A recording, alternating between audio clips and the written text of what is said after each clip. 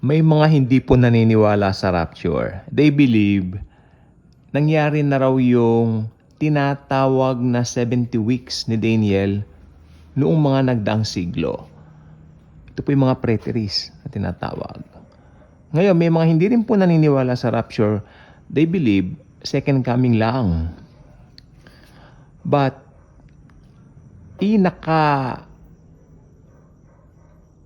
makapangyarihan talaga na ating tignan yung katotohanan dito sa Bible. Kung talagang susumahin mo in totality, no, totoo talaga may rapture na magaganap. Kasi tignan po ninyo the Antichrist, si Antikristo, hindi yan mag-a-appear hanggat naririto yung restrainer. Sino ba yung restrainer na yan? Mga believers. Why? Dahil nandoon sa mga believers yung Holy Spirit. Nasa atin po yan.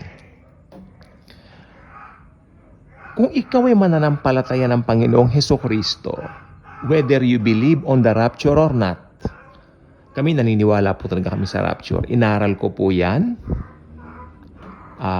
Talagang nagtutok ako sa eschatology, lalo na po lately, no, sa mga events sa Israel. Minamalat na nga po ako eh. So, ito po ang gusto ko pong sabihin sa inyo. If you are a believer of the Lord Jesus, whether iba-iba tayo ng mga minor doctrines, pero we share the same major doctrines like faith alone in Jesus Christ, enough na yung blood ng Panginoong Hesukristo para maligtas tayo. At, di ba, sa mga minor naman na doctrines, halimbawa, may naniniwala sa rapture, may hindi naniniwala. Pero we both believe in the atonement alone by Jesus. Naniniwala tayo na si Jesus lang ang salvation. Well, kahit hindi kayo naniniwala sa rapture, mararapture din po kayo. Yan ang good news. Hindi kayo naniniwala sa rapture, mararapture din po kayo. Ganon din po yung sa mga naniniwala na nawawala raw po ang kaligtasan. Well, kahit naniniwala po sila na nawawala ang kaligtasan, ang totoo naman po, hindi naman po ito nawawala. Ganon din po yan. Ano po? Kahit hindi nila pinaniniwalaan ng rapture, well, mararapture din sila. Ayun po yan. Ganyan po ang humor ng Panginoon. Kaya kung ako po sa kanila, kung ako po sa inyo, aralin nating mabuti ang Biblia. Huwag tayong manghawak doon sa emosyon natin. Huwag tayong maghawak doon sa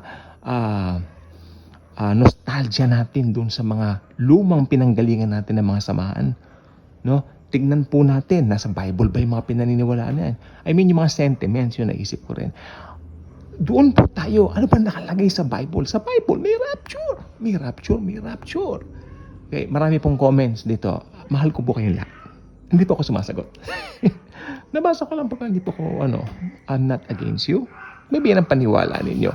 Pero ako, since born again Christian po ako, I believe in the rapture wholeheartedly.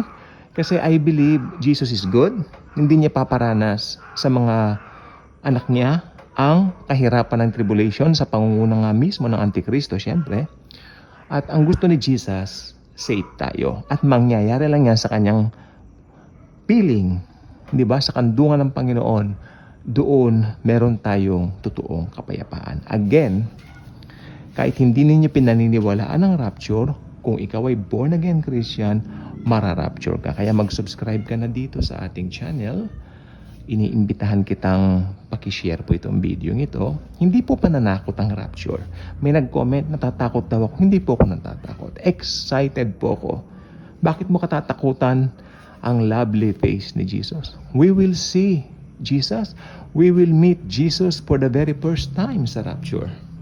Yan po ang mangyayari. So kung meron man pong emotion, no, sa puso ko ngayon, yun ay walang iba kundi pananabik na makita ang God of gods, the God Almighty, the Lord Jesus Christ, who loved me and gave Himself for me.